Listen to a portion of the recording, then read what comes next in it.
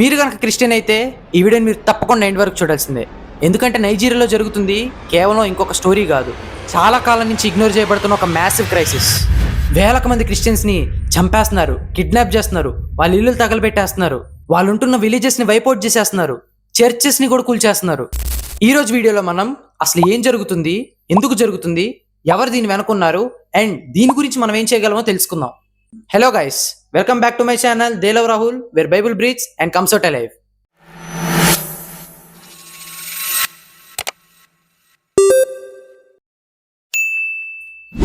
మన numbers and నేమ్స్లోకి వెళ్లే ముందు గుర్తుపెట్టుకోవాల్సిన విషయం ఏంటంటే ఇవి కేవలం స్టాటిస్టిక్స్ మాత్రమే కాదు. Every number represents a real person. ఒక మదర్, ఒక చైల్డ్, ఒక పాస్టర్, ఒక ఫ్యామిలీ మొత్తం. నేను ఇప్పుడు మీతో వెరిఫైడ్ ఎన్జిఓస్ అండ్ అబ్జర్వర్స్ కొన్ని సంవత్సరాలుగా ట్రాక్ చేస్తున్న రిపోర్ట్స్ని మీ ముందుకు షేర్ చేయబోతున్నా. ఇది ఎంత పెద్దదో మనం మాట్లాడుకుందాం. ఇంటర్ సొసైటీ అనే ఒక నైజీరియన్ వాచ్ డాగ్ గ్రూప్ కేవలం 2025 స్టార్టింగ్ మంత్స్లోనే 7,000 కంటే ఎక్కువ మంది క్రిస్టియన్స్ని చంపేసింది అండ్ వేలకు మందిని కిడ్నాప్ చేసింది. అండ్ కొన్ని ఎస్టిమేట్స్ ఏం చెప్తున్నాయంటే లాస్ట్ డికేడ్లో కనీసం 50,000 మంది క్రిస్టియన్స్ని చంపేశారంట. అండ్ ఇంకొన్ని స్టడీస్ ఏం చెప్తున్నాయంటే 2019 నుంచి 2023 వరకు 56,000 డెత్స్ అన్ని రిలీజియస్ వైలెన్స్కి లింక్ అయి ఉన్నాయంట. ఇది వన్ టైం ట్రాజడీ కాదు, it's long painful pattern and ఇది ఉండే కొద్దీ ఇంకా దారుణంగా తయారవుతుంది. ఇప్పుడు మనం దీని వెనక ఎవరున్నారో తెలుసుకుందాం. ఈ డ్యామేజ్ అంతా చేస్తుంది ఒక సింగిల్ గ్రూప్ కాదు, మల్టిపుల్ గ్రూప్స్ ఉన్నాయి and that's what makes it more dangerous. మనకిందులో బోకో హరామ్ అండ్ ఐస్వాప్ అనే గ్రూప్ ఉంది.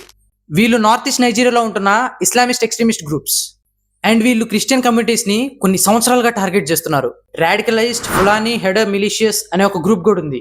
ఈ గ్రూప్ ఏం చేస్తుందంటే ల్యాండ్ ఫైట్ అని, వాటర్ ఫైట్ అని ఒక చిన్న గొడవతో స్టార్ట్ అయ్యి రిలీజియస్ ఫైట్స్ కింద కన్వర్ట్ చేసి మిడిల్ బెల్ట్ లో ఉన్న క్రిస్టియన్ ఫార్మింగ్ విలేజెస్ అన్నిటిని నాశనం చేస్తుంది. అండ్ ఇంకా మనకి క్రిమినల్ గ్యాంగ్స్ కూడా ఉన్నాయి. బండిట్స్ కొందరు చిన్నపిల్లల్ని కిడ్నాప్ చేసి డబ్బులు అడుగుతున్నారు, పల్లెటూరులు తగలబెట్టేస్తున్నారు. ఇంకొన్ని రీజియన్స్ లో లోకల్ ఆర్మ్డ్ గ్రూప్స్ కూడా క్రిస్టియన్స్ ని చంపేయడానికి సపోర్ట్ చేస్తున్నాయి. ఇందులో political, religious, economic and criminal motives కూడా అన్ని మిక్స్ అయ్యి ఉన్న పెద్ద ఇష్యూ ఇది. కేవలం క్రిస్టియన్ కమ్యూనిటీస్ని మాత్రమే టార్గెట్ చేయడానికి సెవెరల్ రీజన్స్ ఉన్నాయి. వాటిలో ఫస్ట్ వన్ వచ్చేసి లొకేషన్. చాలా వరకు క్రిస్టియన్ విలేజెస్ అన్ని రూరల్ ఏరియాస్లో, ఐసోలేటెడ్ ఏరియాస్లో ఉండడం వల్ల ఆర్మీ నుంచి కానీ పోలీస్ హెల్ప్ నుంచి కానీ దూరంగా ఉంటున్నాయి. అందుకే అటాక్ చేయడం చాలా ఈజీ అవుతుంది. సెకండ్ వచ్చేసి ideology.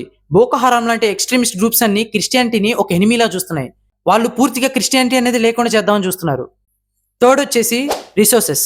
Climate change and farming చేసుకోవడానికి ల్యాండ్ అనేది చాలా తక్కువ ఉండడం వల్ల ఫార్మర్స్ అందరూ గొడవలు పడుతున్నారు. అండ్ ఇందులో ఒక సైడ్ అంతా ముస్లిమ్స్ అండ్ ఇంకో సైడ్ అంతా క్రిస్టియన్స్ ఉండడం వల్ల రిలీజియన్ అనేది మధ్యలోకి లాగుతున్నారు. Fourth, impunity. అటాకర్స్ కి చాలా అంటే చాలా రేర్ గా పనిష్మెంట్స్ ఇస్తున్నారు, చెప్పాలంటే అసలు ఇవ్వట్లేదు కూడా.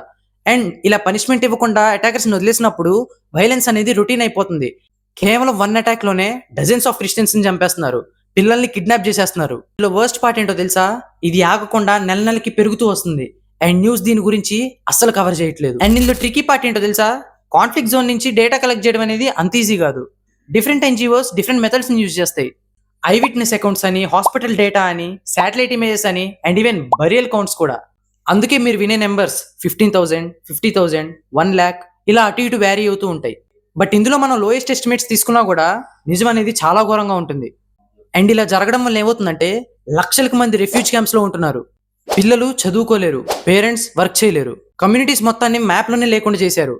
అండ్ ఇది కేవలం వైలెన్స్ మాత్రమే కాదు, కంప్లీట్ వే ఆఫ్ లైఫ్ కి అండ్ కల్చర్ కి డిస్ట్రక్షన్.